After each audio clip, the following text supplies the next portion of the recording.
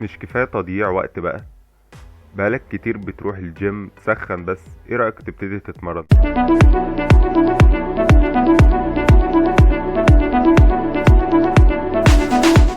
عندنا نوعين من مجموعات التمرين: هارد سيتس او مجموعات فعلية.